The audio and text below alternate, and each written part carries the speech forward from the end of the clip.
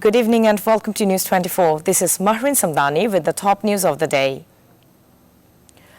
Indian Foreign Secretary Vardhan Shringla, during his visit in Dhaka, has emphasized on further enhancing trade relations between Bangladesh and India. He exchanged the views on behalf of the Prime Minister Narendra Modi, who said that COVID is a sign of spreading love and being compassionate towards each other. He made the remarks after a meeting between the Bangladesh and Indian secretaries. During the meeting on Wednesday morning, he exchanged views with Ahmed Akbar Subhan, chairman of Bashundhara Group, one of the largest industrial conglomerates of Bangladesh, on expanding trade and commerce to strengthen friendly relations between the two countries.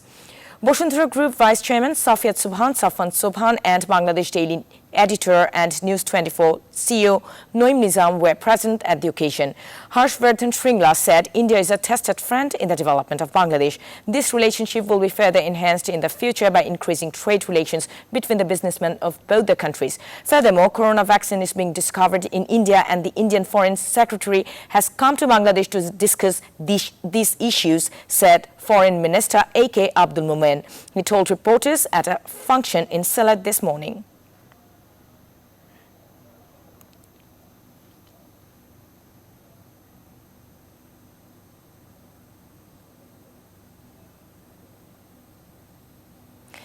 In the last 24 hours, the infection of COVID-19 has surged again all over the world. More than 253,000 have been infected in one day.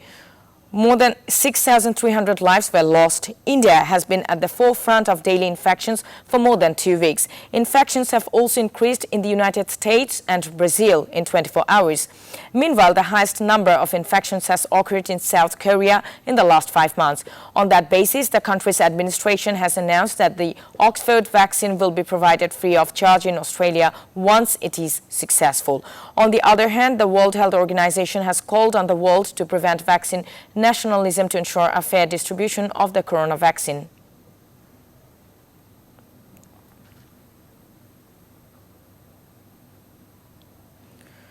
The court has accepted the charge sheet of the case filed against Regent Group Chairman Mohammad Shahid at Uttara West Police Station under the Arms Act.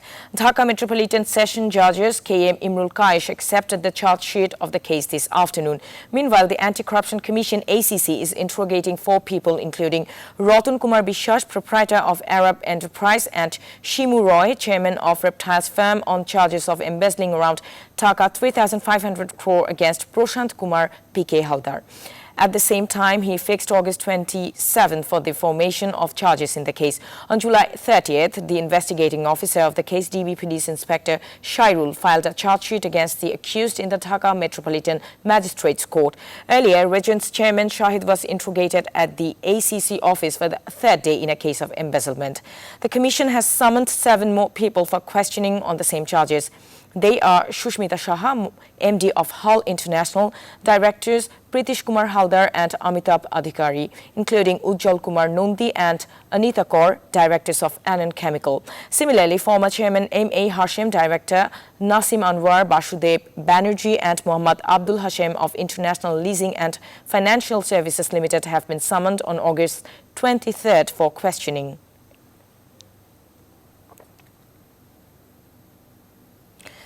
Bangladesh Economic Zones Authority BEZA will hold a meeting with the Prime Minister's office tomorrow to review the overall progress of the country's economic zones, including implementation, investment, employment and infrastructure development.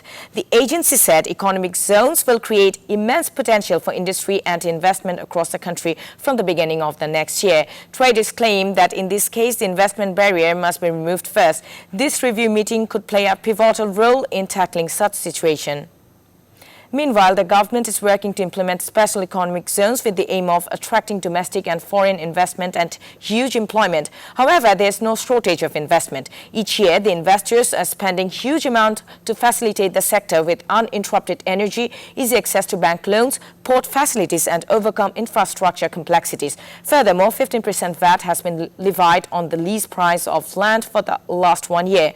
Businessmen feel that this is hindering investment and employment in the economic zone. According to BEZA, if the economic zones are fully implemented, there will be direct employment of about 2 million people. As a result, there will be job opportunities for 1 crore people.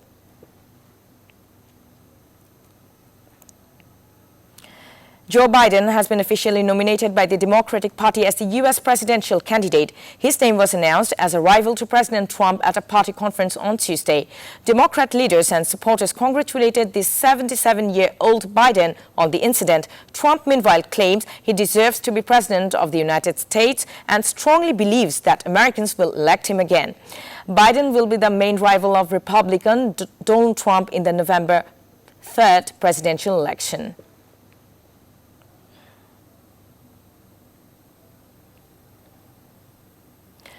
Maria's magical journey to the Champions League in Leipzig has come to an end. PSG advanced to the Champions League final for the first time, beating German club 3-0 in the first semi-final in Lisbon. In the first 13 minutes of the match, PSG went ahead with the goal of American NEWS. Angel Di Maria, the first goal scorer, doubled the lead for the French shortly before the break. Juan Bernat scored the third goal for PSG right after the match started in the second half, and this goal's credit goes to Di Maria. PSG, which reached the Champions League final for the first time in club history with a 3-0 win in the match. Bayern Munich and Olympique Lyon will face each other in the second semi-final today. Paris Saint-Germain of Thomas Tuchel will take on the winner of this match next Sunday. There's the cross, there's Bernat. Matters. And that's all the news for today. Thank you for watching News 24. Please stay with us.